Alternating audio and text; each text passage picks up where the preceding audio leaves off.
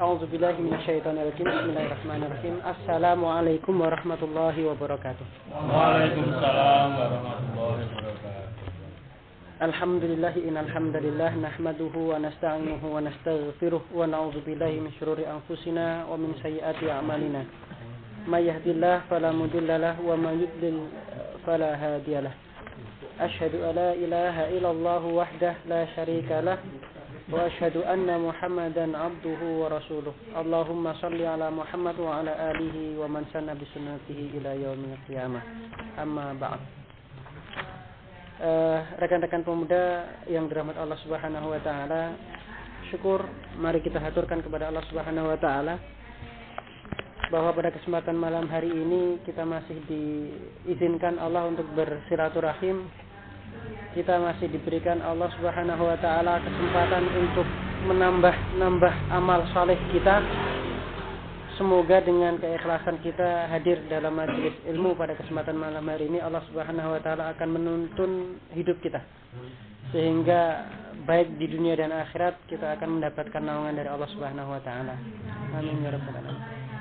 Salawat serta salam senantiasa kita haturkan kepada junjungan kita Nabi Allah Muhammad sallallahu alaihi wasallam, Nabi yang kita jadikan sebagai teladan hidup, yang ajarannya akan senantiasa kita pegang sampai suatu hari nanti kita akan kembali dijemput oleh malaikat Israel untuk kembali pulang. Rekan-rekan rahimakumullah, untuk yang kajian atau pertemuan sebelumnya saya kok rada lupa nji. Menyentuh zakar apa nji? Itu sudah belum aja? Sudah nji? Oh gitu nji. Berarti ini kita membahasnya sampai yang bab 5 saja, gimana Ustaz? Perbuatan yang mensyaratkan wudu. Karena saya lihat misalkan di sini ada pembahasan tapi tidak ada argumentasi dari dalil masing-masing mazhab. Misalkan di sini ada pembahasan tentang mengusung mayit membatalkan wudu. Ini pembahasannya sangat gantung. Atau ini kita bahas nggak apa-apa saja. Kita baca dulu aja saja.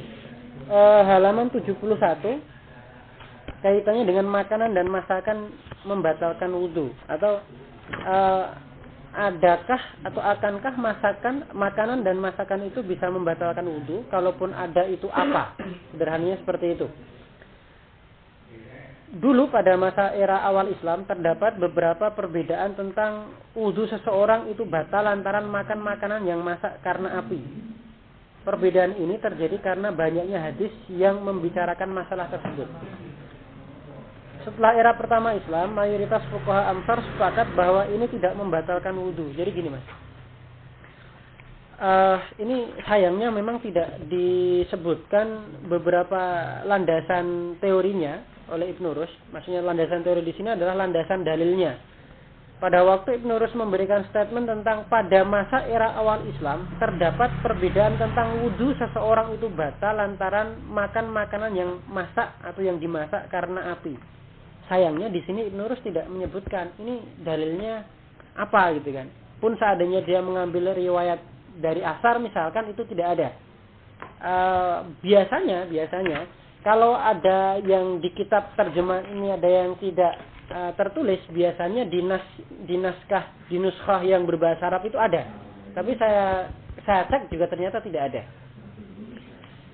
Setelah era pertama Islam, mayoritas fuqaha Amsar sepakat bahwa itu tidak membatalkan wudu.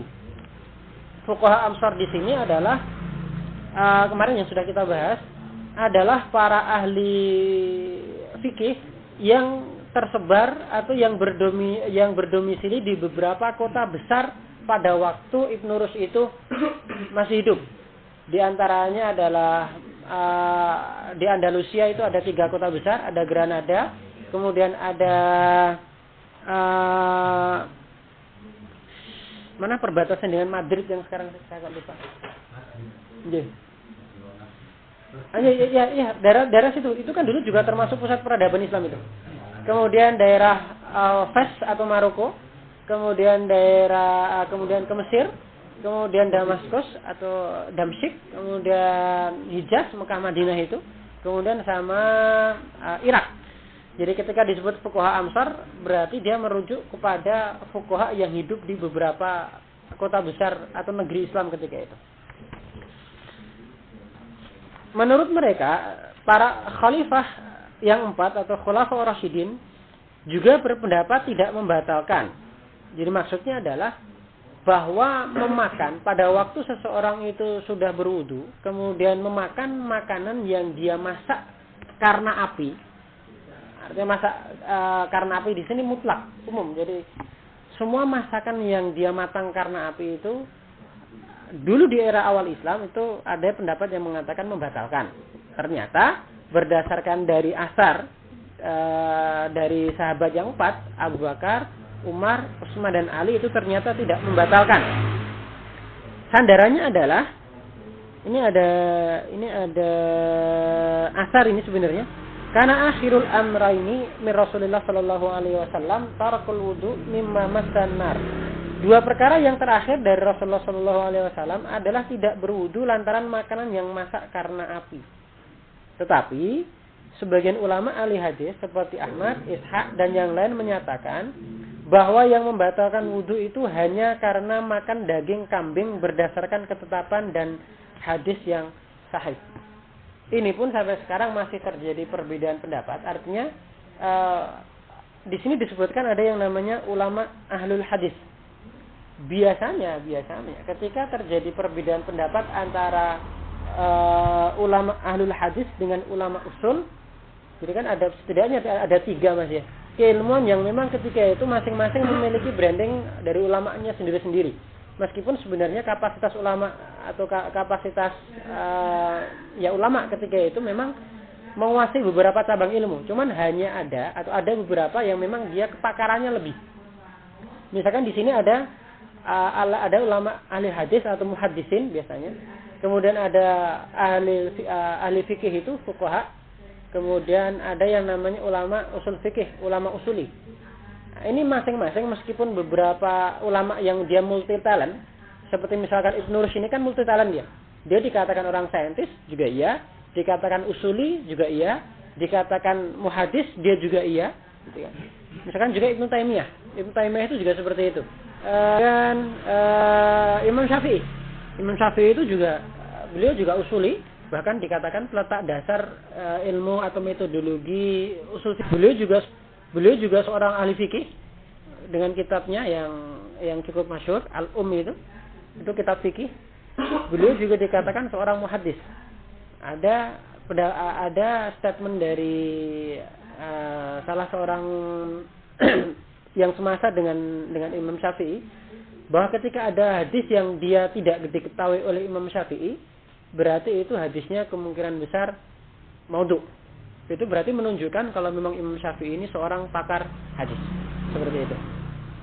Nah, tapi sekali lagi rekan-rekan bahwa di sini yang disayangkan adalah tidak ada penjelasan lebih detail kaitannya dengan beberapa argumentasi atau sandaran hukum, dalil di sini sandaran hukumnya yang bisa kita bahas lebih dalam.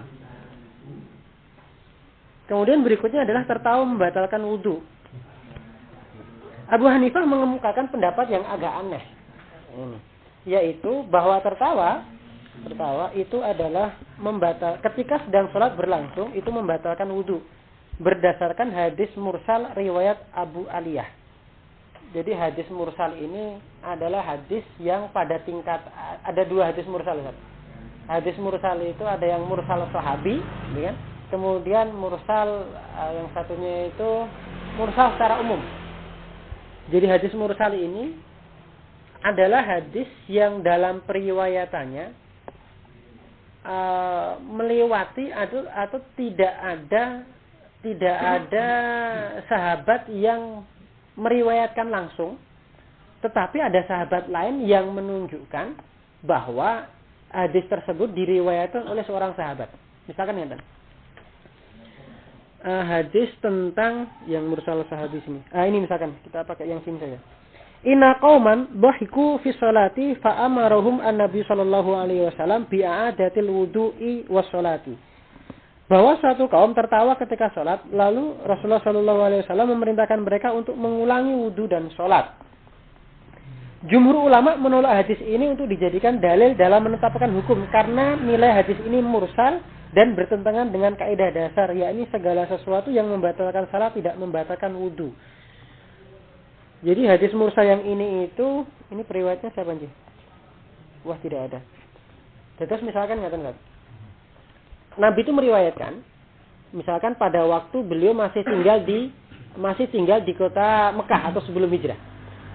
Nah, pada waktu beliau ini di Mekah ini beliau mengendika tentang sebuah statement, tentang sebuah hadis misalkan.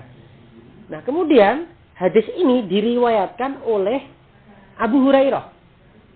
Padahal Abu Hurairah itu masuk Islamnya pada waktu Nabi sudah hijrah. Biasanya Abu Hurairah ini dikatakan hadis mursal adalah dia mengatakan hadasana atau menceritakan kepada kami. Itu saja. Atau misalkan ro'a itu atau dengan sigoh-sigoh yang dia menunjukkan seakan-akan beliau ini mendengar langsung atau mendapatkan cerita langsung. Padahal tidak mungkin. Karena kasusnya itu adalah kasus yang terjadi di Mekah sebelum Nabi hijrah. Tetapi si Abu Hurairah ini dia kok meriwayatkan. Ini kan sama-sama sahabat. Atau sederhananya bahwa ada seorang sahabat atau ada keterangan dari sahabat yang oleh Abu Hurairah ini tidak disebutkan. Nah, para ulama sebenarnya sepakat, termasuk di Muhammadiyah, di Majelis Tarjih itu, kalau yang mursal itu mursal sahabi itu dijadikan hujjah atau bisa dijadikan sebagai dasar penetapan hukum. Tapi syaratnya satu, mursalnya mursal sahabi. Jadi misalkan dari Abu Hurairah, dia tidak menyebutkan siapa sahabat yang ketika itu menceritakan kepada dia. Tapi ketika dalam ilmu hadis menggunakan satu kaidah, kullu sahabah adul. Jadi semua sahabat itu adil. Maka kemudian dari dalil ini atau dari dasar ini Muhammadiyah menggunakan selama itu mursalnya mursal sahabi, itu sahih. Nah, tapi kalau mursalnya sudah secara umum, artinya misalkan mursalnya di tingkat tabi'in, misalkan dia tidak pernah ketemu tapi bisa meriwayatkan dari seorang tabi'in gitu kan. Maka itu dianggapnya di Muhammadiyah tidak dipakai sebagai hujjah. Seperti ini. Nah, kaitan dengan hadis ini, kalau di kitabnya Bidayatul Mujtahid, di sini adalah nilai hadis ini di atas adalah mursal dan sahih. Terus hadis menika menurut Ibnu Rus ini termasuk dikategorikan memang dia hadis mursal tetapi sahih. Hanya sayangnya memang di sini tidak disampaikan. Ini hadis ini mursalnya mursal apa? Mursal pada tingkatan sahabat atau mursal pada tingkatan tabi'in atau mungkin di bawah itu. Nah, nanti coba kita cross check untuk yang majelis tarjih coba. Kalau misalkan nonton pembahasannya, tapi kalau di HP itu belum ada nih. Yang tertawa ada nggak kira-kira? Rasa belum mendapatkan yang tertawa.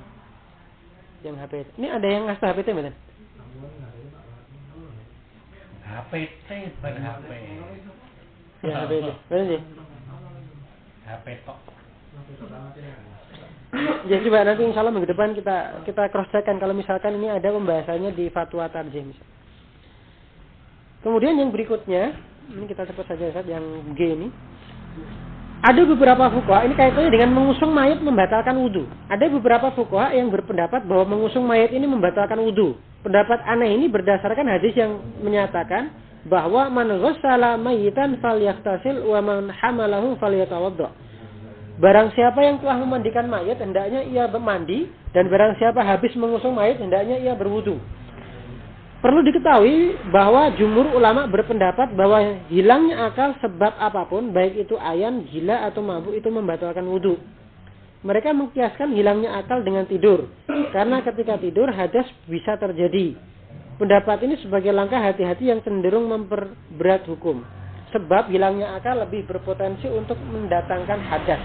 Maksudnya adalah bahwa ketika ada argumentasi yang mengatakan, misalkan di sini ya, mengusung mayat membatalkan wudu, tentunya harus disandarkan dari satu dalil yang kuat. Di sini Ibnu Rus mengomentari pendapat aneh ini berdasarkan hadis yang menyatakan bahwa Nah, di sini Ibnu Rus sayangnya tidak memberikan penjelasan lebih detail kaitannya dengan derajat hadis ini. Man ghassala mayyitan falyaghtasil wa man hamalu falyatawadda. Barang siapa yang telah memandikan mayit, hendaklah ia mandi, dan barang siapa habis mengusung mayit, hendaknya ia berwudu. Ini hadis riwayat Abu Dawud dan Ibnu Majah. Sama sekali oleh Ibnu Rus tidak diberikan penjelasan lebih detail, sehingga kita untuk mengetahui lebih dalam kaitannya dengan tingkat kebenaran hadis ini, saya kira kita membutuhkan waktu untuk penelitian hadisnya. Itu insya Allah di lain kesempatan coba kita akan mencoba untuk mengkaji tingkat hadis ini, atau nanti insya Allah jadi PR saya minggu depan saya carikan untuk tingkat kesahihan dari hadis yang diriwayatkan oleh Abu Dawud dan Ibnu Majah ini. Baik, kita masuk pembahasan yang baru saja. Babnya bab 5, perbuatan yang mensyaratkan wudu. Perbuatan yang mensyaratkan wudu.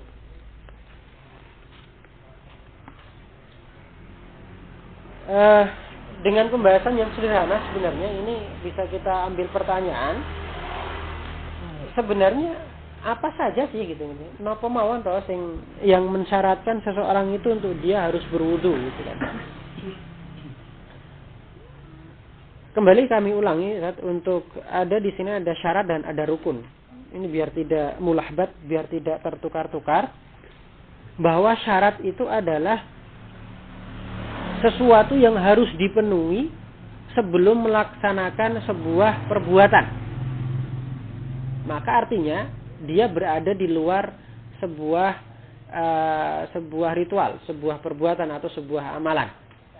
Kalau rukun itu adalah amalan yang memang dia menjadi satu bagian atau rangkaian dari sebuah amalan. Misalnya syarat sahnya sholat, dia harus bersih diri dari hadas, harus suci dari hadas dan najis. Tempatnya juga seperti itu. Itu syarat sahnya sholat. Artinya ketika seseorang dia sholat tetapi dia tidak sesuai dengan syarat yang sudah ditetapkan oleh syariat, maka sholatnya dianggap batal, tidak sah. Nah, kemudian kalau rukun itu dia sudah masuk rangkaiannya. Misalkan rukun sholat itu dia harus takbiratul ihram, kemudian membaca Al-Fatihah, kemudian ruku, kemudian i'tidal, kemudian sujud. Nah, itu rukun. Itu rukun. Dasar pijakan pembahasan ini adalah firman Allah Subhanahu wa taala, a'udzubillahi minasyaitonir rajim, ya ayyuhalladzina amanu idza qumtum ilas shalat. Karena sekali lagi ini adalah pembahasan usul fikih, pendekatannya pun pendekatan usul fikih, maka sudah barang pasti yang pertama harus dijadikan sebagai dasar argumen adalah dalil. Karena sekali lagi rekan-rekan, bahwa usul fikih itu sebenarnya berkutat pembahasannya pada dalil saja. Pada dalil.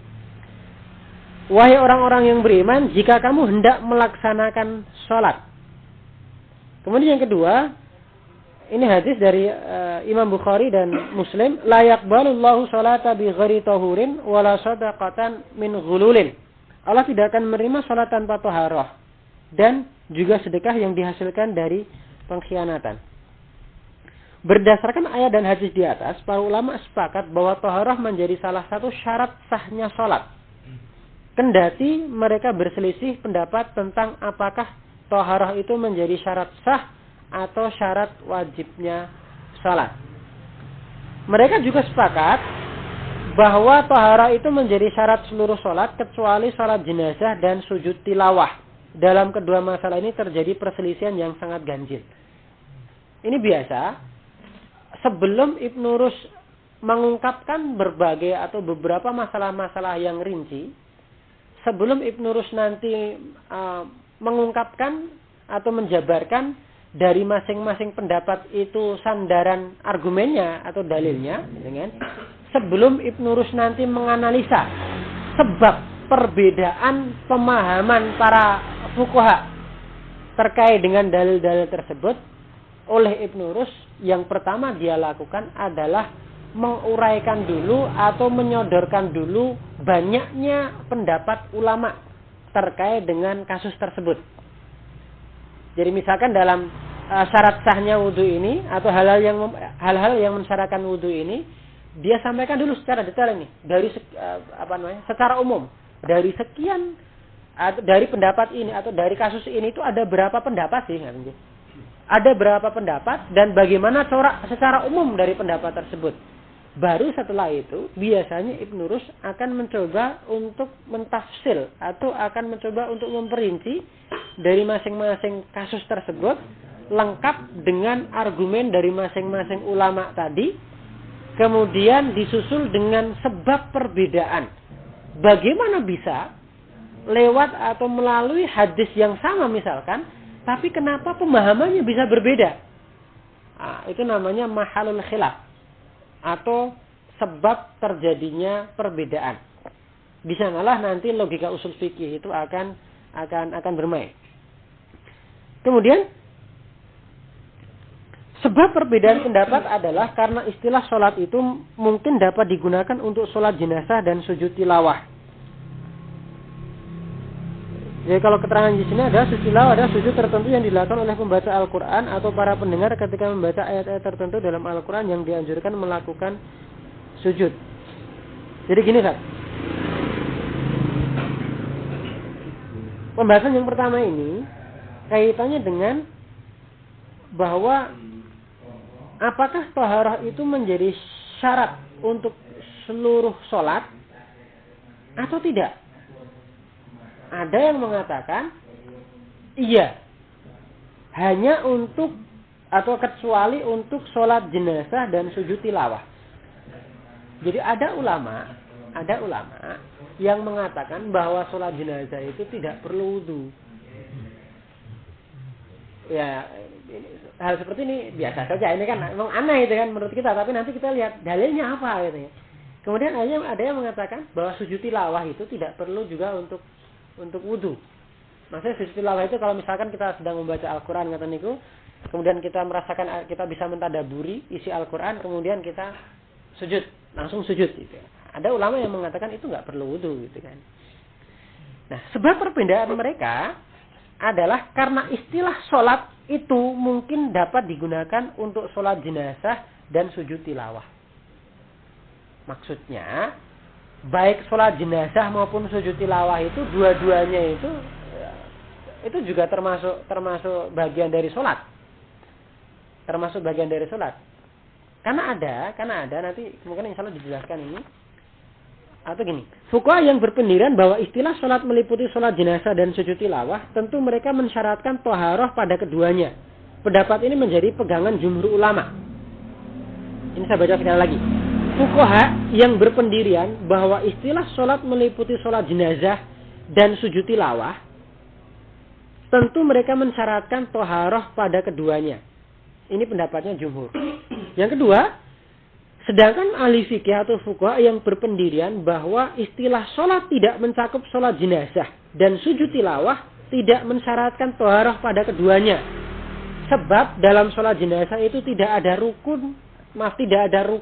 dan sujud. Atau dalam bahasa sederhananya, rukunnya tidak seperti rukun sholat. Coba kita cerna dulu ini biar tidak bingung. Karena saya kira ini penting sebelum nanti kita masuk ke pembahasan lebih detail. Jadi istilah sholat, para ulama itu ada dua pendapat. Yang pertama, sholat secara umum difahami adalah sholat yang ada rukunnya seperti sholat lazim, seperti sholat 5 waktu. Itu sholat. Tapi ada ulama lain, dia berpendapat bahwa sholat itu, bahwa sholat seperti sholat jenazah, itu tidak termasuk sholat. Kenapa? Karena rukuknya tidak ada, karena sujudnya tidak ada.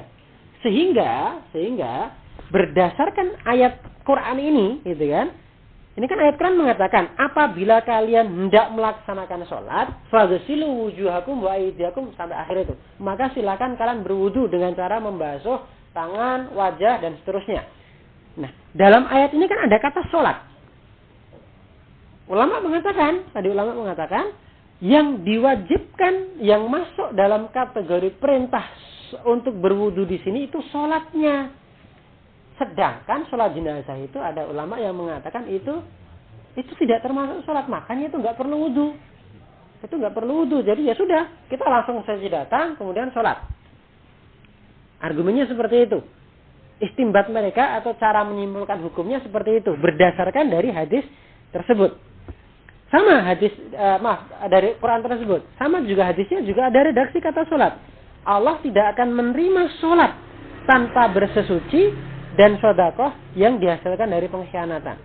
Sekali lagi, ada ulama yang mengatakan sholat jenazah dan sujud tilawah itu bukan sholat. Jadi itu tidak perlu menggunakan taharah untuk melaksanakannya. Nah, masalahnya adalah ini Muhammadiyah pakainya yang mana? Apakah Muhammadiyah menganggap sholat jenazah itu sebagaimana pendapat jumhur? Dalam hal ini berarti mensyaratkan adanya taharah atau wudu atau tidak? Nah ini kalau seandainya ada yang membawa HPT, kita bisa langsung konfirmasi. Ada nggak Sandi di situ? Tentang mayit, sepertinya di tentang mayit ada. Sholat jenazah. Sholat jenazah ada Sat? Ada di sana sholat jenazah.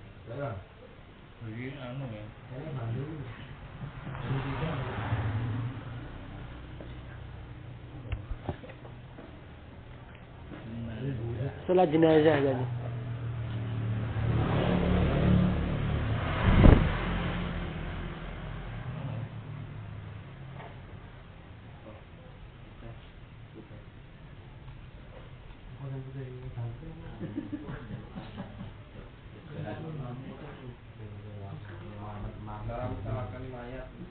Gimana ya? Sudah dimandikan dan dikafani, sholatkanlah mayat itu dengan sholat dengan niat yang ikhlas dengan Allah dan takbirlah lalu baca Al-Fatihah. Ulang Ustaz, gimana? Awalnya tadi. Ini kan cara sholatkan mayat. Nggih. Sudah dimandikan dan dikafani, maka sholatkanlah mayat itu dengan syarat-syarat sholat. Nah sudah, itu garis bawahnya.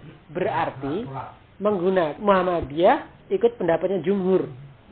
Tadi kan dikatakan di HPT itu sesuai dengan syarat-syarat sholat. Berarti sholat di sini Muhammadiyah berpegangan ikut pendapatnya jumhur ulama. Yang memang oleh Ibnu Rus dikatakan ini adalah pendapatnya jumhur, mayoritas para ulama. Begitu memang. Ada keterangan lain Ustaz? Oh iya sudah.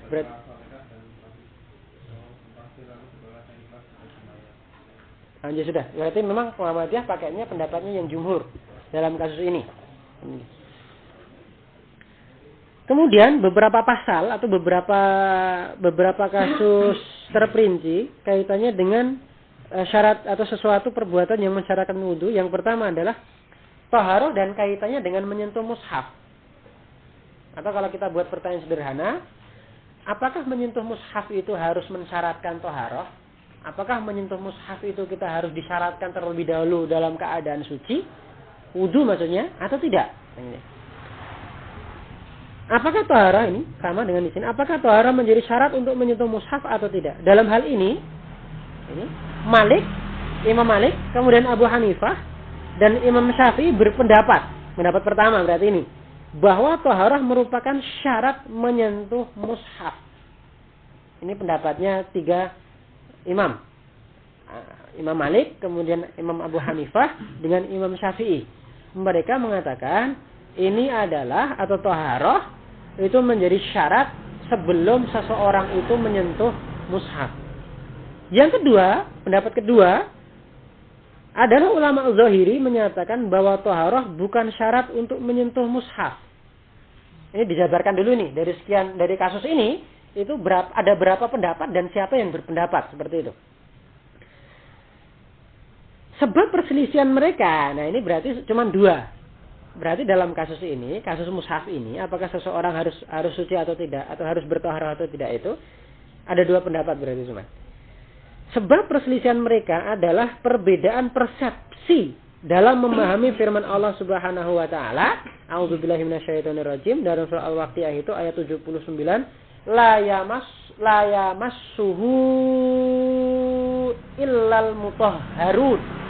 tidak menyentuhnya, la yamassuhu, tidak menyentuhnya, itu kembali kepada mushaf, ilal mutahharun, kecuali orang-orang yang suci atau orang-orang yang disucikan. Penjelasannya adalah, atau dalam bahasa usul fikihnya ada namanya wajhud dilalah atau istidlal. Istidlal. Kata orang-orang yang disucikan atau al-mutahharun dapat dipahami sebagai manusia dan malaikat. Yang pertama, bahwa, sekali lagi saya ulangi, kata al-mutahharun tidak menyentuhnya kecuali orang-orang yang disucikan. Al-mutahharun di sini, pendapat pertama, argumentasi pertama mengatakan bahwa dipahami sebagai manusia dan malaikat. Yang pertama. Yang kedua, ayat ini juga dapat berarti berita dengan maksud larangan. Yang kedua ini. Yang ketiga, argumentasi ketiga atau wajhud dilalah yang ketiga, istidlal yang ketiga. Juga dapat dipahami berarti sebagai kabar berita yang tidak berkonotasi larangan. Ya, kita baca sekali lagi saat ini. Ayatnya ini. Tidak menyentuhnya kecuali orang-orang yang disucikan.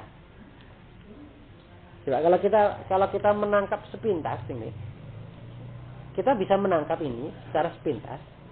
Ayat ini pertama hanya sekedar kabar. Jadi hanya sekedar mengabarkan bahwa yang menyentuh mushaf itu siapa? Manusia, malaikat dan manusia yang disucikan. Berarti apa? Kata la di sini, kata lam pertama yang ada dalam ayat ini tidak berkonotasi larangan. Hanya sebagai bentuk kabar saja. Contohnya ngeten. Tidak memasuki rumahnya Ustadz Farid kecuali Mas Andri.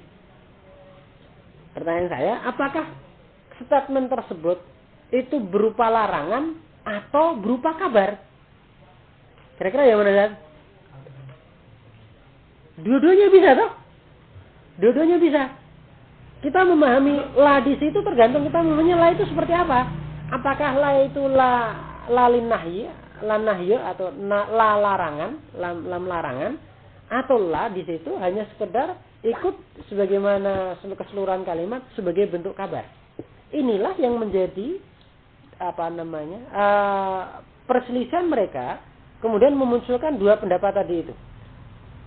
Yang pertama, ulama yang punya persepsi bahwa al-mutahharun itu berarti manusia dan kabar berita ini berkonotasi larangan, mereka berpendapat bahwa hanya orang yang dalam keadaan suci yang boleh menyentuh mushaf Al-Quran. Sekali lagi, ini pendapat yang pertama, dasar argumennya. Ulama yang mempunyai persepsi bahwa al-mutahharun atau orang-orang yang disucikan itu berarti manusia dan kabar berita ini berkonotasi larangan, maka yang boleh menyentuhnya adalah orang-orang yang dia harus dalam keadaan suci. Kita buat statement seperti ini. Tidak memasuki rumahnya Mas Farid kecuali Mas Andri. Misalkan saya sampaikan di jamaah ini. Tidak memasuki rumahnya Mas Farid kecuali Mas Andri. Kalau kemudian kita memahami kata lam di sini itu sebagai bentuk konotasinya larangan, maka secara umum tidak boleh memasukinya kecuali Mas Andri tadi. Dalam konteks ayat ini tidak boleh menyentuhnya kecuali orang-orang yang suci. Yang pertama. Sedangkan ulama yang mempunyai persepsi bahwa ayat ini hanya kabar berita semata atau tidak berkonotasi larangan, maka kata al-mutahharun tersebut berarti atau diartikan sebagai malaikat. La yamassuhu ilal mutahharun. Oh, berarti Allah Subhanahu wa taala lewat ayat Al-Qur'an ini, Al-Waqiah ayat 79 ini hanya sekedar memberikan kabar berita saja bahwa yang menyentuh Al-Qur'an itu atau mushaf itu adalah makhluk Allah atau malaikat yang dia disucikan. Maka di sana tidak ada konotasi larangan. hanya sekedar kabar berita saja. Konsekuensinya, maka kita untuk menyentuh mushaf tidak perlu untuk berwudu. Tanpa wudu pun juga boleh. Karena apa? Karena al-mutahharun di situ artinya adalah malaikat dan lam di sana bukan berkonotasi sebagai bentuk larangan. Logika masalah menyentuh mushaf harus, ini kata Ibnu Rus, dikembalikan pada hukum asal yaitu boleh. Kata Ibnu Rus ini. Jadi setelah ada dua perspektif dari ulama tadi dalam memahami ayat tadi, Ibnu Rus berkomentar di akhirnya bahwa logika memahami ayat tersebut harusnya, logika menyentuh tadi itu harusnya dikembalikan kepada hukum asal dari menyentuh. Al-aslu fil lamsi. Jadi hukum awal dari menyentuh itu apa? Ternyata hukum awalnya adalah boleh saja. Boleh saja. Untuk memperorat argumentasinya, jumhur ulama berpedoman dengan hadis Amr bin Hazm yang menyatakan bahwa anna Nabi sallallahu alaihi wasallam kataba la yamussuhul Qur'ana illa thahir.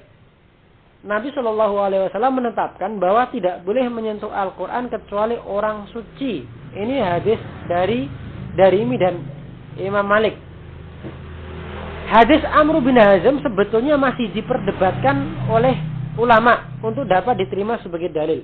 Karena hadis tersebut banyak mengalami perubahan bahkan pemalsuan. Nah, lanjut.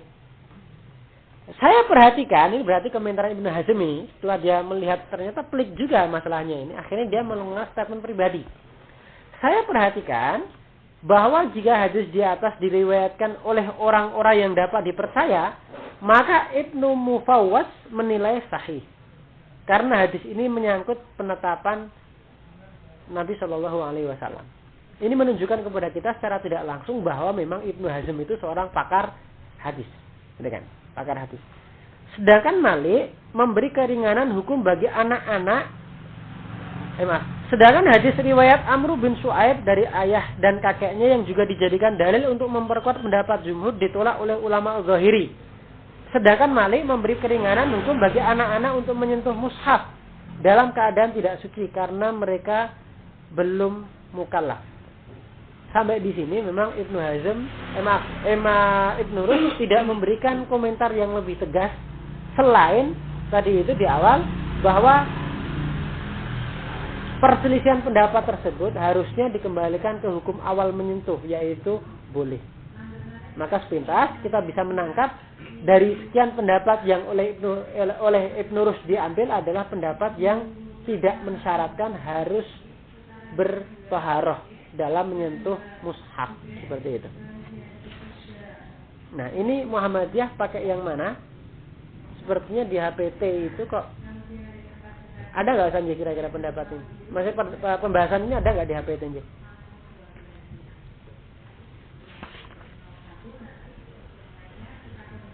Menyentuh mushaf itu ada Ustaz. Ada, cuma saya lupa nih. Ada, insyaallah ada. Menyentuh mushaf.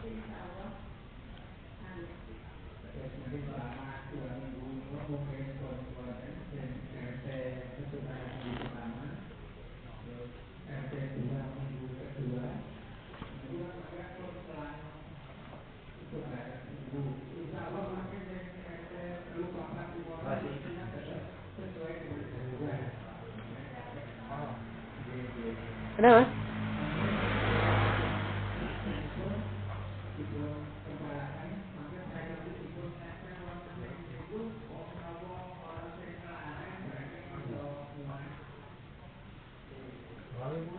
Nah, baik, nanti kita susulkan di belakang insyaallah.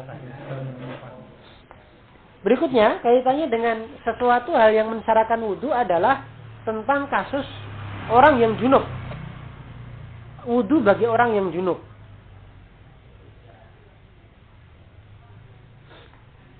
Di halaman 76, wudu bagi orang yang junub. Kita definisikan junub terlebih dahulu. Jadi junub ini dari kata janbun.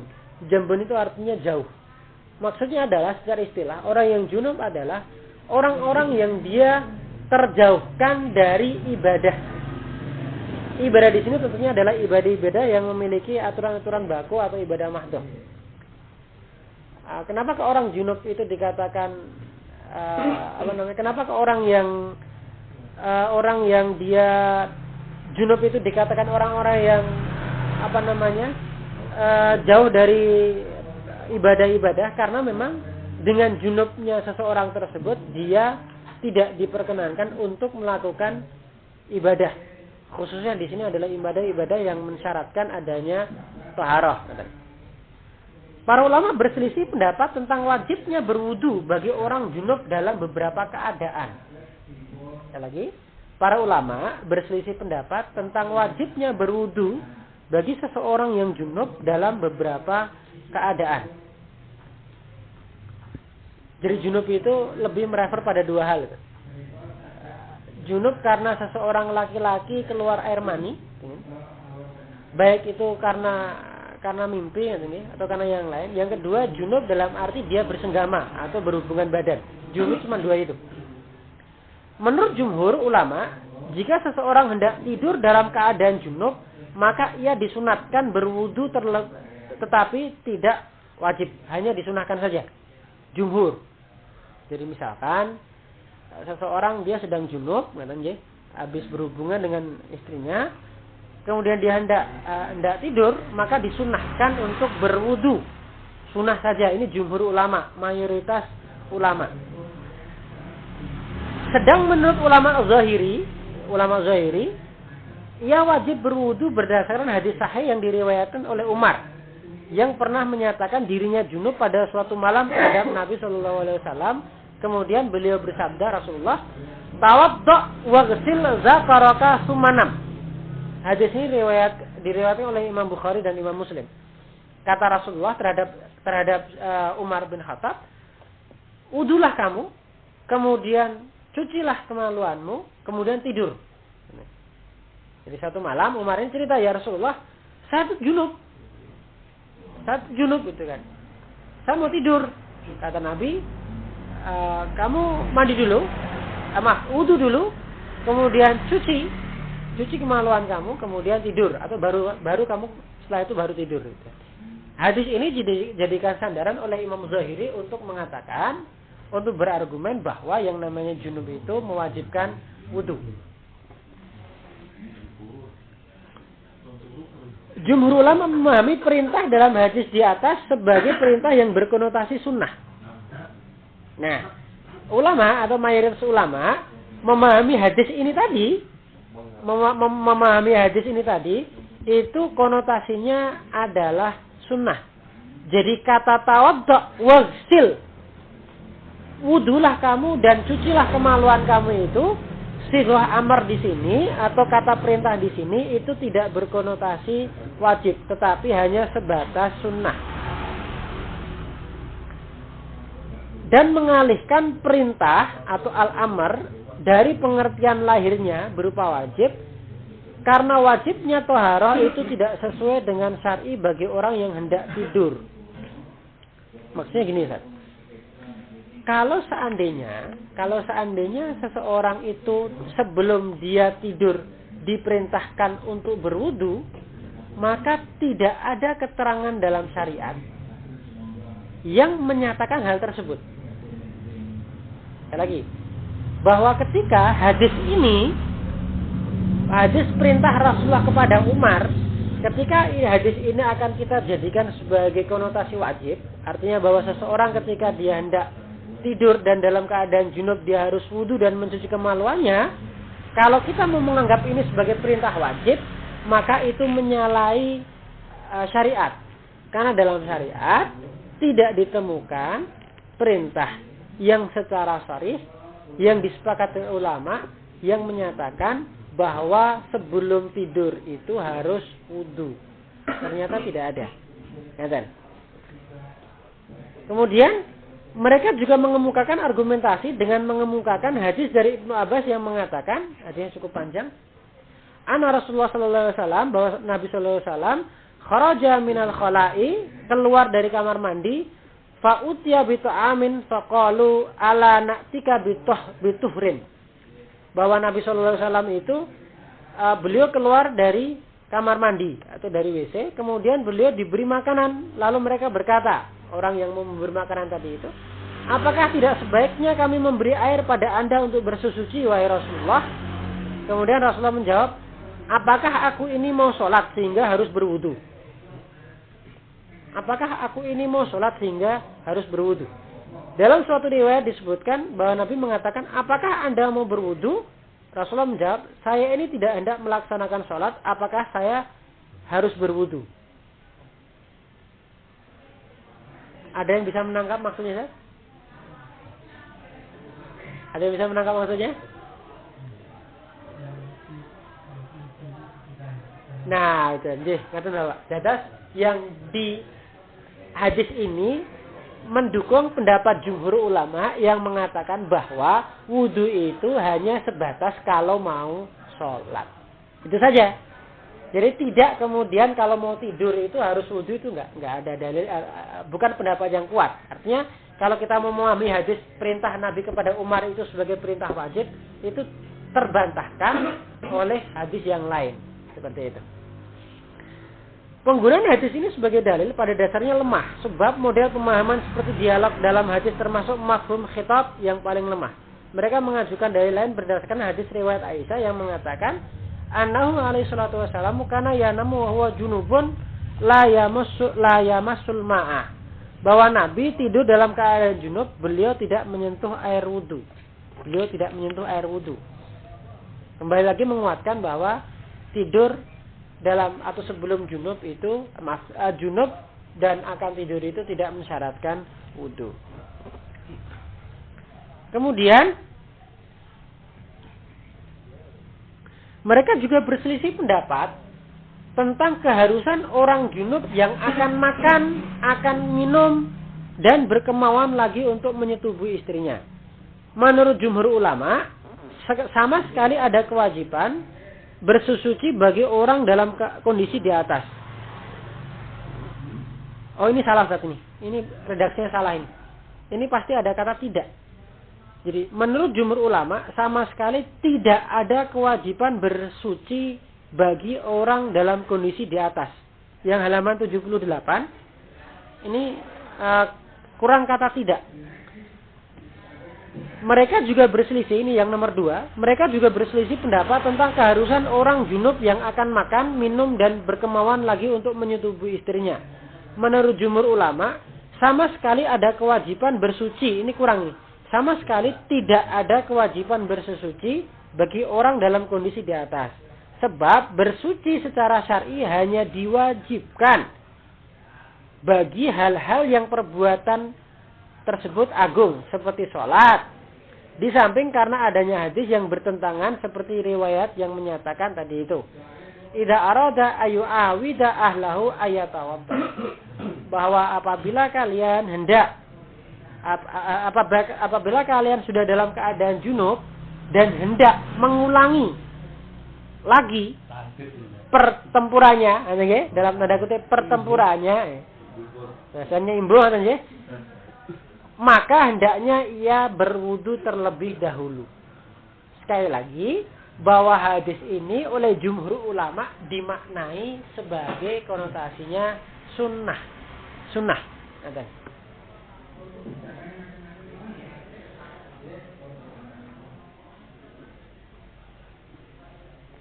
Kesimpulannya adalah untuk yang makan dan minum apakah dia harus wudu atau tidak? Ternyata tidak.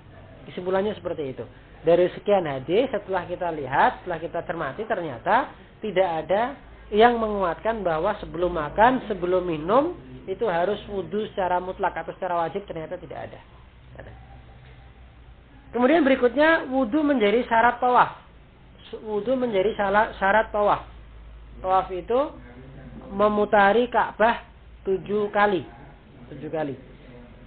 Malik dan Syafi'i, Imam Malik dan Imam Syafi'i berpendapat bahwa wudu menjadi syarat tawaf. Berarti orang yang mau tawaf itu dia keadaannya harus wudu terlebih dahulu. Sedang menurut Abu Hanifah tidak. Ada 2 pendapat cuman di sini pendapat yang mengatakan wajib atau mensyaratkan wudu, dan ada pendapat yang mengatakan tidak. Yang wajib dikatakan oleh Imam Syafi'i dan Imam Malik, yang tidak wajib itu adalah Imam Abu Hanifah. Sebab perbedaan, sebab perbedaan, ini logika usul fikihnya. Sebab perbedaan mereka berkisar, apakah kedudukan tawaf itu disamakan dengan sholat atau tidak. Sebab ada riwayat hadis sahih mengatakan, anna Rasulullah sallallahu alaihi wasallam, bahwa Nabi sallallahu alaihi wasallam mana'a al-haidha at-tawafa kama mana'a sholat. Bahwa Nabi itu melarang seorang perempuan yang sedang haid untuk tawaf, sebagaimana beliau melarang sebagaimana dia melarang atau Nabi melarang seorang tadi atau orang yang haid tadi untuk melaksanakan sholat. Dalam hadis ini dari satu sisi tawaf mirip dengan sholat. Jadi penjelasannya begini, Ustaz. Menurut Imam Malik dan Imam Syafi'i, mereka mengatakan bahwa orang yang dia akan tawaf itu harus berwudu karena mereka menganggap tawaf itu adalah termasuk sholat. Sekali lagi, bahwa Imam Syafi'i dan Imam Malik, mereka menganggap bahwa tawaf itu adalah termasuk atau sama halnya dengan sholat. Sehingga, sebagaimana tadi di awal juga sudah kita bahas, sehingga ketika tawaf itu masuk kategori sholat, maka itu mensyaratkan adanya wudu. Ngaten saja. Sedangkan Imam Abu Hanifah dia tidak mensyaratkan wudu karena dia tidak menganggap bahwa tawaf itu adalah sholat. Sehingga kalau menurut Imam Abu Hanifah, seseorang yang ketika dia tawaf dan kentut, itu dia tidak perlu mengulangi. Beda dengan Imam Malik, dengan Imam Syafi'i. Kalau pada waktu tawaf kok tiba-tiba kentut, dia harus berhenti ketika itu dan mundur. Mundur kemudian mengulangi, meneruskan tawafnya. Misalkan dari sudah 5 kali kan, putaran yang kelima kok batal, ini sudah mundur dia. Kemudian wudu, kemudian meneruskan lingkarannya, meneruskan putarannya tadi itu. Karena memang dia tidak boleh dalam keadaan yang tidak suci. Berikutnya, halaman 79, pembahasan berikutnya, wudu untuk membaca Al-Quran dan zikir. Atau kalau kita buat pertanyaan, apakah seseorang yang dia hendak membaca Al-Quran dan zikir itu harus wudu atau tidak? Orang yang tidak berwudu, menurut jumhur ulama, boleh saja membaca Al-Quran dan zikir kepada Allah Subhanahu Wa Taala. Ini jumhur, mayoritas. Oh iya. Saya kira manggil saya. Tetapi menurut sebagian ulama, hal itu harus dilakukan dalam kondisi suci. Bagaimana kok bisa seperti itu? Sebab perbedaan pendapat mereka terkisar atau berkisar terhadap 2 hadis sahih yang saling bertentangan. Nah, ini kan repot nih. 2 hadis sahih yang saling bertentangan. Bagaimana redaksi hadisnya? Yang pertama, hadis dari Abu Jaham yang menyatakan, saya baca artinya saja. Rasulullah SAW datang dari arah sumur Jamal, kemudian bertemu dengan seseorang. Ia langsung mengucapkan salam kepada Rasulullah. Tapi Nabi SAW tidak berkenan menjawab salam orang itu. Kemudian ia pergi ke suatu tembok dan mengusap wajah serta tangannya. Baru setelah itu Rasulullah berkenan menjawab salamnya. Hadis ini sahih dari riwayatnya Bukhari dan Ahmad, Imam Ahmad. Yang kedua, hadis dari riwayat Ali mengatakan bahwa tidak ada sesuatu pun yang menghalangi Rasulullah SAW untuk membaca Al-Quran kecuali janabah. Menurut jumhur, hadis pertama muatan hukumnya sudah diganti oleh muatan hukum hadis yang kedua. Sedangkan ulama yang mewajibkan wudu menguatkan hadis yang pertama. Bingung buatan Ustaz? Baik, kita ulangi lagi. Kok saya sepertinya butuh minum gitu.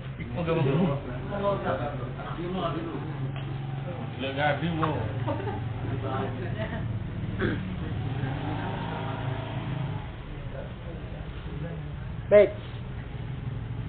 Apakah seseorang pada waktu akan membaca Al-Quran ataupun zikir itu harus dalam kondisi berwudu atau tidak?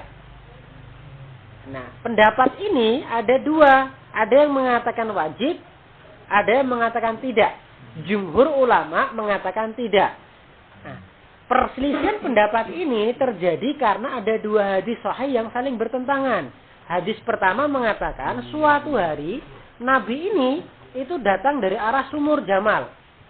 Kemudian ada orang yang menyapa Rasulullah dengan salam, Assalamualaikum warahmatullahi wabarakatuh. Tapi Nabi nggak menjawab. Nah, beliau menjawab setelah beliau itu datang ke tembok, mendekati tembok, kemudian mengusap. Apa maknanya ini? Tayamum. Nabi bertayamum kemudian menjawab. Waalaikumsalam dan seterusnya. Hadis pertama ini dianggap sebagai dalil bahwa seseorang ketika dia mau berzikir, salam itu kan bagian dari zikir nih, itu harus wudu. Nggak boleh, hadisnya seperti itu kan. Nah, tapi ada hadis kedua ini. Sahabat Ali mengatakan, ana Rasulullah sallallahu alaihi wasallam, bahwa Nabi sallallahu alaihi wasallam kana la yahjubuhu an qiraatil Qur'an syai'un illa al janabah. Bahwa Ali mengatakan Nabi itu tidak ada satu hal pun yang menghalangi beliau untuk membaca Al-Quran kecuali beliau dalam keadaan junub. Ini kan bingung ya kan? Maka tarjihnya, al-jam' wa taufiknya di sini dikatakan menurut jumhur hadis pertama muatan hukumnya sudah diganti oleh muatan hadis yang kedua, sedangkan ulama yang mewajibkan wudu menguatkan hadis yang pertama. Nah, bagaimana al-jam'u wa taufiknya? Bagaimana kita mengambil sikap terhadap kedua hadis ini? Di Muhammadiyah menggunakan metode tarjih. Metode tarjih. Kemarin sudah kita singgung di pertemuan sebelumnya. Kalau kita mendapatkan kata tarjih dalam kitab Bidayatul Mujtahid, berarti itu tarjih bainal ahadis. Tarjih antar hadis. Dari hadis-hadis tersebut mana yang paling kuat, itu yang dipakai. Oh, itu berarti tarjihnya seperti itu. Nah, kalau yang sudah berkembang saat ini, itu tarjihnya sudah semakin luas, termasuk yang dipakai Muhammadiyah. Tarjih bainal mazahib, tarjih antar pendapat pendapat mazhab, tarjih bainal ahadis juga masuk. Kemudian tarjih bainal ara', baina ashabil fuqaha misalkan, itu juga sudah masuk. Jadi tarjih yang ada di Muhammadiyah itu cukupnya lebih umum. Nah, memang dalam kasus ini kita tidak mendapatkan penjelasan dari Ibnu Rus mana pendapat yang kemudian dijadikan atau bisa dijadikan sebagai upaya dalam hal penyimpulan hukumnya. Kita tidak mendapatkannya di sini. Ini saya juga kurang tahu ini Muhammadiyah pakainya yang mana. Sepertinya saya husnudzan Muhammadiyah pakainya yang jumhur. Bahwa ketika seseorang itu akan membaca Al-Quran atau akan zikir, itu tidak mensyaratkan harus berwudu terlebih dahulu.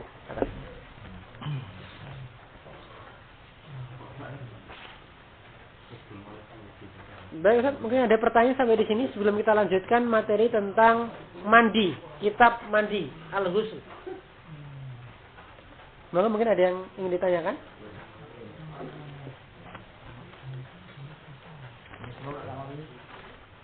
Wah, ini menjadi sangat penting, Ustaz, yang pembahasan tentang mandi ini. Karena jangan-jangan mandi kita salah kan, Pak? Ayolah.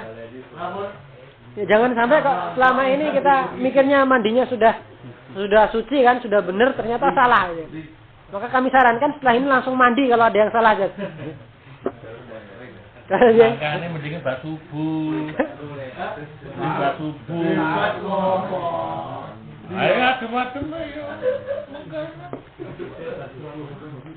Baik, kita masuk ke pembahasan Al-Ghusl atau mandi.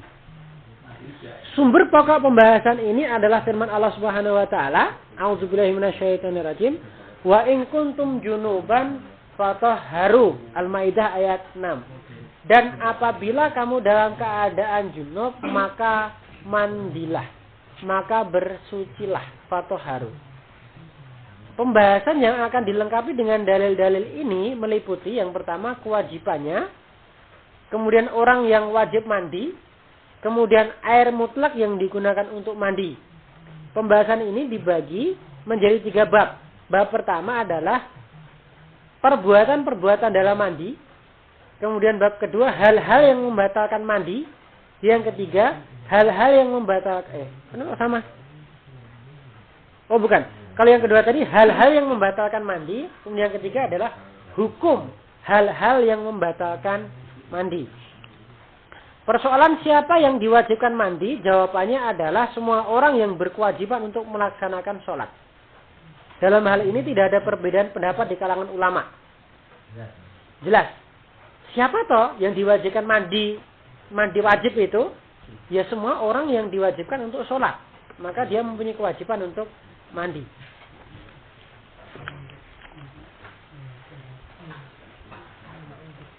Baik. Pembahasan di bab pertama. Beberapa perbuatan dalam mandi. Bab ini berkaitan dengan 4 masalah, Ustaz. Yang pertama menggosok tangan ke seluruh jasad. Menggosok tangan ke seluruh badan maksudnya. Para ulama berbeda pendapat apakah menggosokkan tangan ke seluruh jasad atau badan termasuk syarat mandi. Seperti cara bersuci dalam wudu. Atau hanya cukup menyiramkan air ke dalam atau pada jasad atau pada tubuh walaupun tanpa diikuti menggosok tangan. Jadi ini pada waktu kita mandi besar Ustaz, apakah kita ini dalam menyiram itu kita harus menggosok tangan? Apa gitu? Menggosok itu bukan menggosok lagi. Mengusap lagi, lebih pada mengusap sebenarnya di sini ke seluruh badan atau tidak? Yang pertama, ini pendapat pertama, mayoritas ulama berpendapat bahwa menyiram air ke seluruh jasad itu sudah cukup. Pendapat ulama ini. Yang kedua, menurut Imam Malik dan sebagian besar pengikutnya, salah seorang tokoh pengikut Syafi'i menyatakan bahwa menyiram air belaka itu tidaklah cukup. Bahkan jika orang yang mandi itu tidak menggosok tangannya pada suatu bagian dalam tubuh, mandinya belum dapat dianggap sempurna. Itu pendapatnya Imam Malik dan diikuti oleh beberapa orang dari mazhab Syafi'iyah. Pangkal perbedaan pendapat ini di kalangan ulama adalah adanya arti ganda atau al-mushtarak, al-makna al-lafzu al-mushtarak. Arti ganda terkait dengan kata al-ghuslu, mandi itu tadi itu. Di samping pengertian lahiriah hadis yang membicarakan cara mandi, saling bertentangan karena mengkiaskan mandi dengan wudu. Sedangkan hadis-hadis sahih yang membicarakan cara mandi Rasulullah, terutama hadis dari Aisyah dan Maimunah, tidak menyebutkan adanya penggosokan tangan. Ini langsung kita ke hadisnya, Ustaz. Adalah Nabi sallallahu alaihi wasallam apabila beliau mandi karena junub di sini maksudnya, yang beliau lakukan adalah mencuci tangan. Lalu beliau mengguyurkan air dengan tangan kanannya ke tangan kirinya. Kemudian beliau mencuci kemaluannya. Kemudian beliau berwudu seperti cara wudu untuk sholat. Lalu beliau mengambil air dan menyelitkan jari-jarinya ke pangkal rambutnya. Kemudian mengguyurkan air ke kepala sebanyak 3 kali. Lalu beliau mengguyurkan air ke seluruh jasadnya. Cara ini Ustaz, tidak menunjukkan bahwa ada perilaku menggosok dalam mandi. Jadi menyiram. Namanya.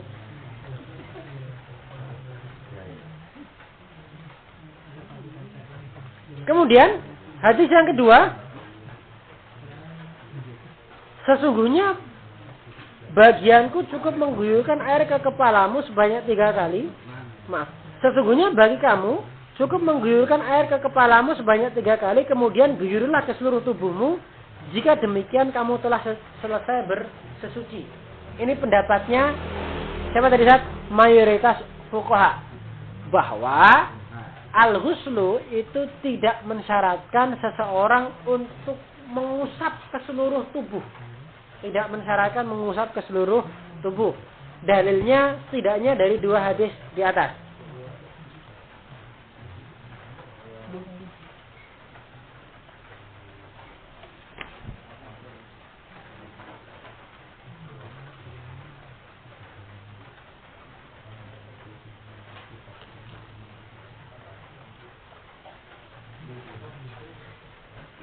Ya, saya kira untuk yang menggosok tangan ke seluruh tubuh, saya kira sudah kita ikut pendapat yang jumhur, dan insyaallah juga Muhammadiyah insyaallah ikut yang ini. Ya, ikut yang tidak menggosok, Hanya ini perlu kita ulangi saat untuk tata cara mandi wajibnya, karena beberapa ini kemarin sudah sempat kita bahas sebenarnya ini. Jadi hadis yang dari Bukhari Muslim dikatakan tata cara mandi wajib itu adalah yang pertama mencuci tangan terlebih dahulu. Kemudian setelah mencuci tangan beliau mengguyurkan air dengan tangan kanannya ke tangan kirinya. Mengguyurkan tangan kanan ke tangan kirinya, Kemudian beliau mencuci kemaluannya. Kemudian beliau berwudu sebagaimana wudu untuk sholat, berarti sempurna wudunya. Kemudian beliau menyiram atau mengambil air dan menyelipkan jari-jari. Kemudian beliau mengambil air dan menyelipkan jari-jarinya ke pangkal rambut. Jadi ingat iltisaq. Jadi mengambil air kemudian menyelip-nyelipkan itu seperti ini. Bukan ingatan sih, tapi ingatan. Iltisaq namanya ini. Menyelipkan, gitu. Kemudian beliau mengguyurkan air ke kepala sebanyak 3 kali. Mulai yang kanan dulu, dari arah yang kanan maksudnya. Lalu beliau mengguyurkan air ke seluruh jasadnya. Jadi setelah 3 kali, ini formalitas yang pertama, yang penting dibuka dengan guyuran yang ganjil. Jadi setelah 3 kali, ini diratakan ke seluruh tubuh, airnya tadi itu. Nah setelah diratakan itu, monggo mau pakai wangi-wangian boleh. Pun seandainya tidak pakai nggih mboten napa-napa. Boleh sabunan, nggih. Nah, setelah itu monggo bisa kemudian mengguyur air ke seluruh jasadnya itu terserah, tidak ada ketentuannya. Yang penting tidak israf, tidak berlebihan. Tidak ada ketentuan. Nyiramnya dari mana? Dari depan, dari samping, dari belakang, enggak ada ketentuannya. Kalau pakai shower dipontar. Nah, itu yang benar Ustaz. Betul. Kalau shower itu kalau saya sendiri ya Ustaz, saya memilih yang pada waktu kita mengguyurkan mandi itu, ya sudah kita arahkan lagi kita 3 kali. 1, geserkan, 2, geserkan, 3 gitu. Atau misalkan bisa saja dengan bisa seperti itu. 1, 2, 3 gitu. Oke. Atau misalkan kita menghitung saja enggak apa-apa, Ustaz. Aku remote, Bang. Oke. Atau bisa seperti itu. Tetapi saya kira itu juga terlalu naas. Jadi mendingan dengan hitungan juga nggak apa-apa, Ustaz. Dengan hitungan saja. Jadi misalkan kita masuk itu kan kena guyuran yang pertama, anggaplah guyuran pertama, kedua dan ketiga. Betul. Kalau zaman Nabi memang kan belum ada shower tadi. Makanya adanya ketentuannya semuanya dengan mengambil dengan gayung.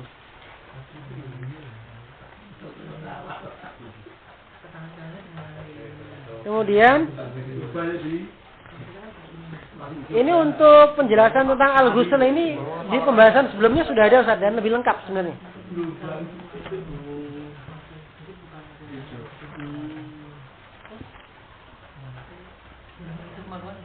Gimana? Betul. Jadi ada pertanyaan, ada gini Ustaz. Ini nanti ada nggak ya sebenarnya? Yang kaitannya dengan menyentuh kemaluan kita ada nggak sih? Kemarin sudah kita bahas ya yang pertemuan sebelumnya sepertinya. Menyentuh zakar itu loh. Menyentuh zakar. Jadi gini. Ada pertanyaan, apakah pada waktu kita mandi, itu kan sudah mandi junub maksudnya, itu kan awalnya kan kita sudah wudu itu. Apakah dalam proses mandi itu kita boleh menyentuh kemaluan atau tidak? Maksudnya, apakah kalau kita menyentuh kemaluan itu kemudian mandinya menjadi batal? Ini kembali ke permasalahan apakah menyentuh kemaluan itu batal atau tidak. Kalau penjelasan masih ingat yang pembahasan sebelumnya itu kan ada menyentuh zakar halaman 69. Itu kan banyak pendapatnya itu tadi ya. Ada yang menyentuhnya mensyaratkan yang membatalkan itu kalau menyentuhnya dengan tangan. Lihat, menyentuh langsung dengan tangan. Itu berarti dia batal. Ada yang mensyaratkan menyentuh itu menjadi batal kalau menyentuh itu ada rasa nikmatnya. Atau itu pendapatnya Imam Malik itu dikatakan boleh menyentuh yang membatalkan itu kalau merasa nikmat. Kalau nggak merasa nikmat ya sudah, itu kan. Kalau menyentuhnya justru merasa sakit, wah berarti itu nggak membatalkan, gitu kan. Kemudian ada yang membedakan, yang ketiga itu pendapatnya kalau menyentuhnya itu tidak dengan tangan atau dengan tadi itu dengan hail, entah dengan hail atau apa penutup itu tidak membatalkan. Terserah mau pakai yang pendapat mana. Awalnya dari sana. Kalau kita merajihkan pendapatnya Imam Malik, maka waktu mandi itu dipastikan menggosok kemaluan itu dengan nikmat atau tidak. Kalau menggosok waktu mandi itu dengan nikmat berarti batal. Kalau enggak dengan nikmat, pendapatnya Imam Abu Hanifah berarti enggak batal. Kalau pendapatnya Syafi'i itu batal. Nah, masalahnya adalah Ustaz, ini Muhammadiyah pakai pendapat yang mana? Coba, ini saya lupa. Ini kemarin kados suwi. Babayane. Ora iso.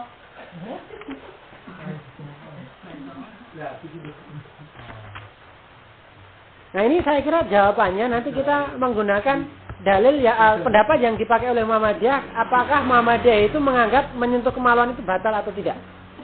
Nah, sementara ini saya belum sempat membaca ada atau tidak fatwa tarjih terkait dengan menyentuh kemaluan. Tapi insya Allah sudah ada. Harusnya sudah ada. Pernah ada saya ada tuh nggak apa-apa dengan saya kan sudah lama itu. Belum revisi. Langsung menit lagi. Takkan ibu dia TPA gitu.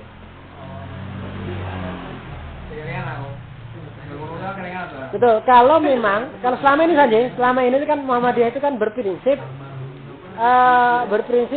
untuk mengambil hukum yang sifatnya taisir atau yang lebih ringan. Kalau yang lebih ringan berarti rata-rata atau biasanya kasus-kasus sebelumnya itu kan Muhammadiyah mengambil pendapatnya Abu Hanifah itu kan. Kalau prinsipnya taisir dalam konteks ini atau dalam permasalahan menyentuh zakar sendiri, kalau Imam Abu Hanifah dia sama sekali tidak batal. Mau menyentuhnya itu nikmat gak nikmat, kalau Abu Hanifah mengatakan itu gak batal. Nah, kalau kita ikut pendapatnya yang tarjih, coba nanti kita cari.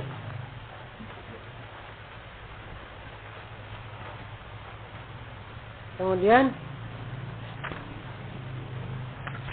masalah berkumur dan menghirup air ke dalam hidung. Para ulama berbeda pendapat tentang berkumur dan menghirup air ke dalam hidung atau istinsyak namanya. Seperti perbedaan mereka dalam berwudu, yakni apakah keduanya wajib atau tidak. Sebagian ulama mengatakan wajib, sebagian yang lain mengatakan itu tidak wajib. Yang mengatakan wajib adalah Abu Hanifah dan para pengikutnya. Sedangkan yang tidak mewajibkan adalah Imam Malik dan Imam Syafi'i. Sebab perbedaan mereka adalah karena hadis riwayat Ummu Salamah bertentangan dengan hadis-hadis lain yang menerangkan cara wudu Rasulullah SAW dalam keadaan suci beliau. Beberapa hadis yang menjelaskan cara wudu Rasulullah SAW dalam kondisi suci terdapat perintah berkumur dan menghirup air. Sedang hadis riwayat Ummu Salamah tidak ada perintah, baik itu berkumur maupun menghirup air ke dalam hidung. Ulama yang menjadikan hadis dari Maimunah dan Aisyah sebagai penjelasan dari hadis Ummu Salamah yang masih umum serta berdasarkan firman Allah Subhanahu wa taala ayat surat Al-Maidah ayat 6 menyatakan bahwa berkumur dan menghirup air ke dalam hidung itu wajib. Maksudnya begini Ustaz, ada dua riwayat hadis. Hadis yang diriwayatkan oleh Aisyah dan Maimunah dan hadis yang diriwayatkan oleh Siapa tadi yang pertama tadi? Ummu Salamah. Hadis Ummu Salamah, ini ada enggak di sini? Hadis yang diriwayatkan oleh Ummu Salamah mengatakan tidak ada keterangan dalam hadis tersebut yang menyatakan Rasulullah itu berkumur dan beristinsyak. Berbeda dengan hadis yang diriwayatkan oleh Aisyah dengan Maimunah yang menyatakan dalam redaksi hadis tersebut Nabi memerintahkan atau Nabi itu dalam wudunya ada berkumur dan beristinsyak. Penjelasannya adalah argumentasinya bagi yang mengatakan berkumur adalah wajib, mereka mengatakan bahwa hadis yang diriwayatkan oleh Ummu Salamah itu sifatnya masih umum. Itu sifatnya masih umum. Sedangkan hadis yang diriwayatkan oleh Aisyah yang ada berkumur dan ada istinsaknya itu sifatnya sudah khusus dalam arti menjelaskan hadis yang masih umum di atas. Sehingga di sini dikatakan bahwa mereka yang mewajibkan untuk memasukkan air dan beristinsyak atau pendapatnya Imam Abu Hanifah mereka mengatakan wajibnya seseorang itu berkumur dan beristinsyak. Pendapatnya Abu Hanifah. Kemudian pendapatnya Malik, karena mereka berargumen dari hadisnya Ummu Salamah, mereka berpedoman bahwa berkumur dan beristinsyak itu tidak wajib. Tidak wajib.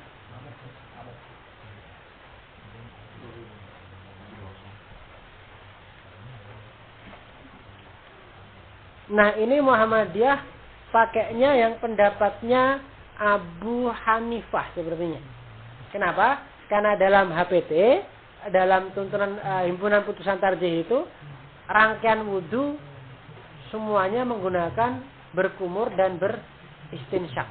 Jadi Muhammadiyah merojihkan pendapatnya Imam Abu Hanifah. Karena gini, ada 4 prinsip dalam syariat Islam. Ada khosais itu karakteristik syariat Islam. Yang pertama itu syariat Islam dia ada mulharaj. Ada mulharaj itu artinya tidak ada pembebanan. Yang kedua, raf'ul masyaqqah, mengangkat semua beban atau mengangkat semua bentuk kesulitan. Yang ketiga adalah tadarruj fi tasyri' atau bertahap dalam mensyariatkan. Yang keempat adalah taisir, itu mempermudah atau mudah. Yang pertama saya contohkan misalkan ada mulharaj, bahwa tidak ada dalam syariat kita itu ibadah yang dia sangat membebani. Artinya membebani di sini sesuatu yang di luar batas kemampuan manusia. Itu tidak ada mulharaj. Salat 5 waktu, apakah itu sesuatu hal yang membebani, yang cukup memberatkan manusia? Tidak. Apakah dalam berpuasa kita satu hal yang cukup berat dilakukan? Tidak.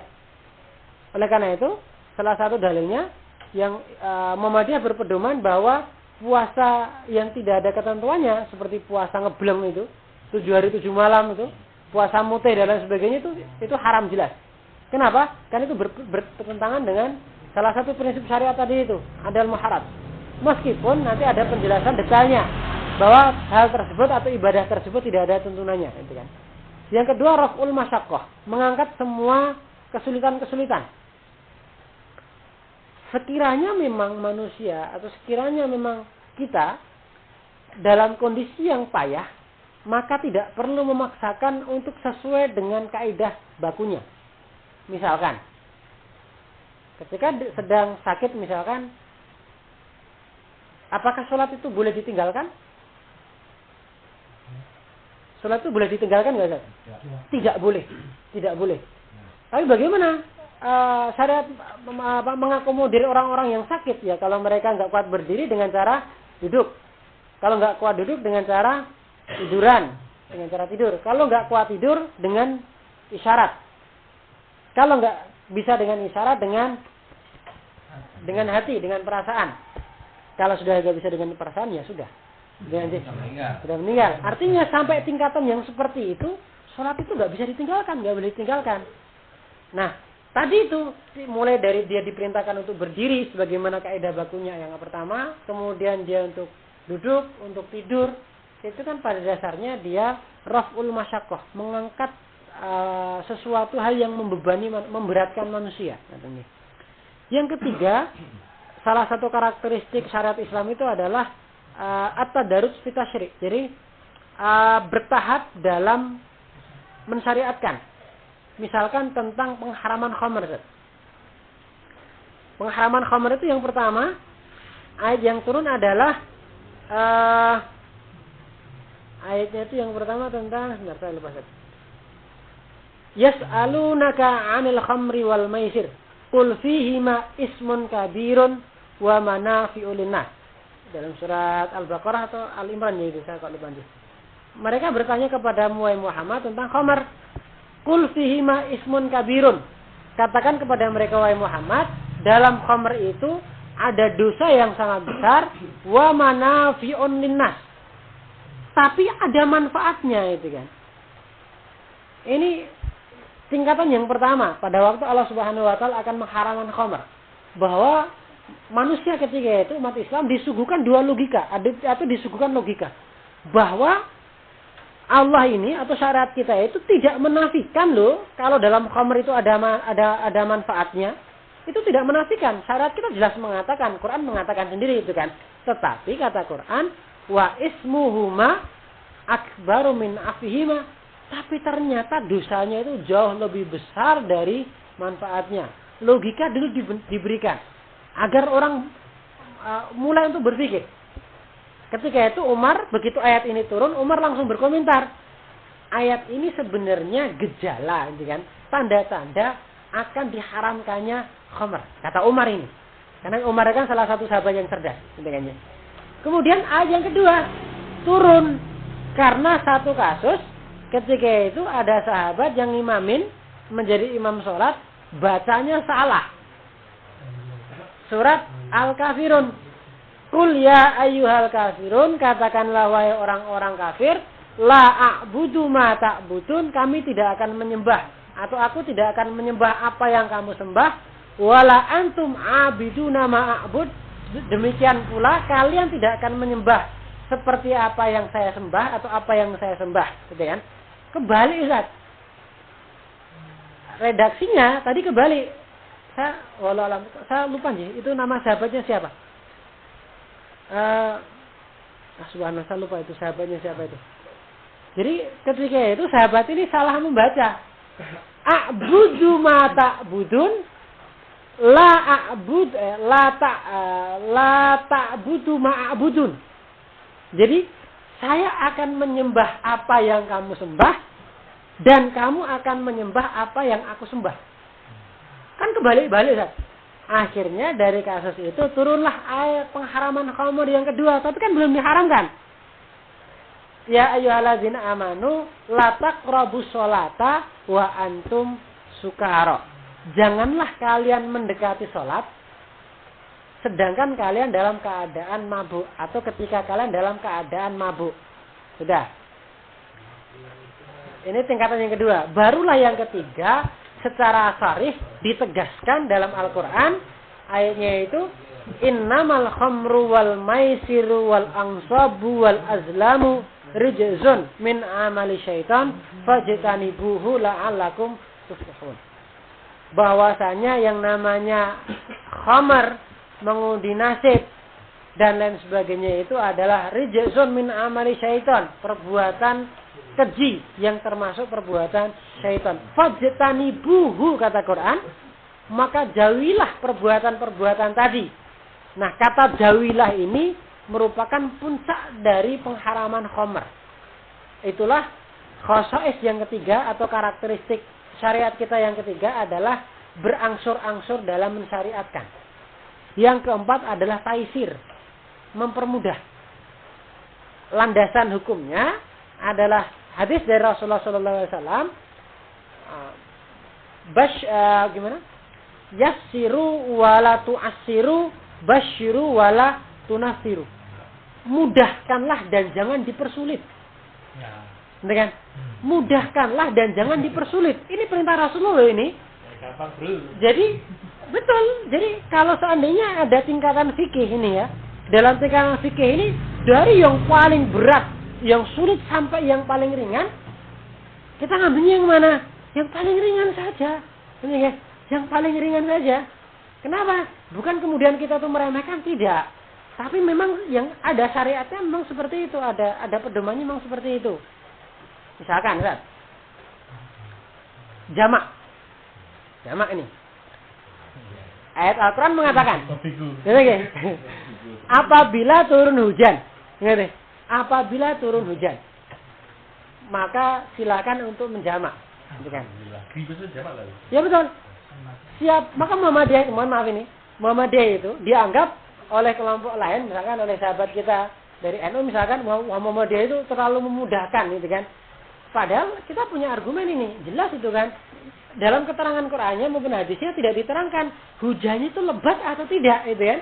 Yang penting kalau turun hujan, maka itu boleh menjadi syarat untuk seseorang itu boleh melakukan jamak. Kemudian ketika sedang musafir, ketika dalam ukuran seseorang itu sedang musafir, ya monggo. Selama kita bisa mengukur ini, kira-kira musafir nggak ya? Ya sudah. Tapi tetap bagaimanapun ya kita bisa mengukur lah saja. Misalkan saya ini dari Bangutapan ke sini kok ngakunya musafir, ya kebangetan ya itu. Kalau itu kebangetan. Nah itu monggo. Artinya bahwa karakteristik tadi itu ada sandaran dalam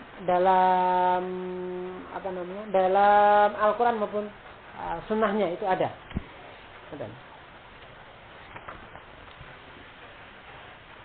Kemudian yang terakhir kaitannya dengan tadi itu beberapa perbuatan dalam mandi itu.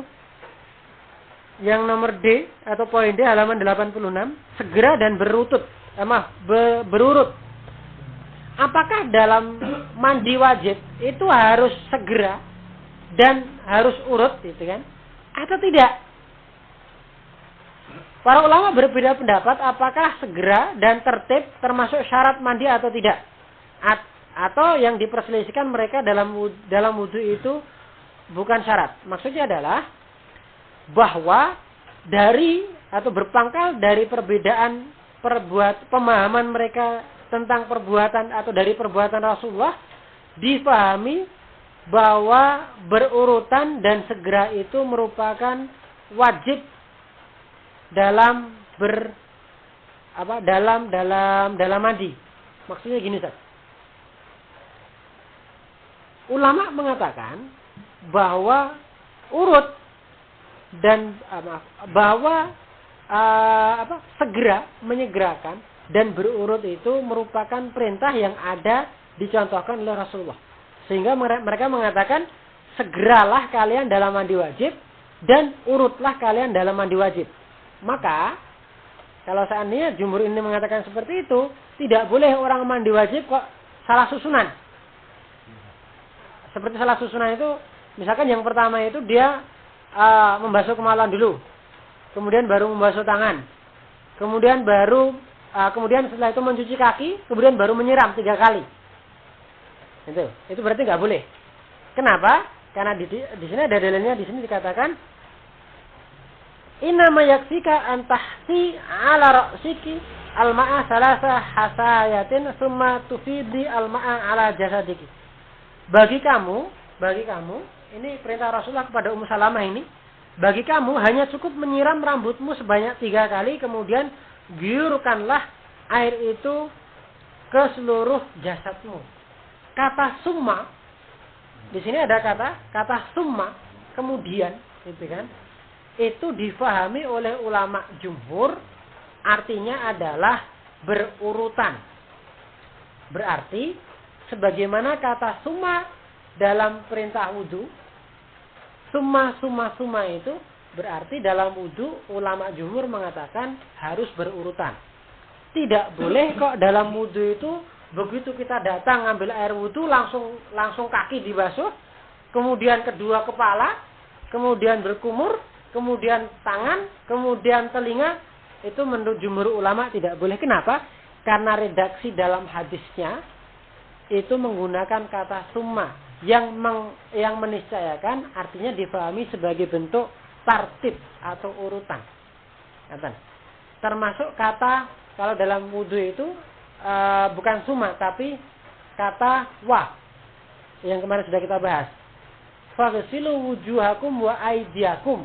Wa itu artinya berurutan atau cuman sekedar sebagai pembatas kata.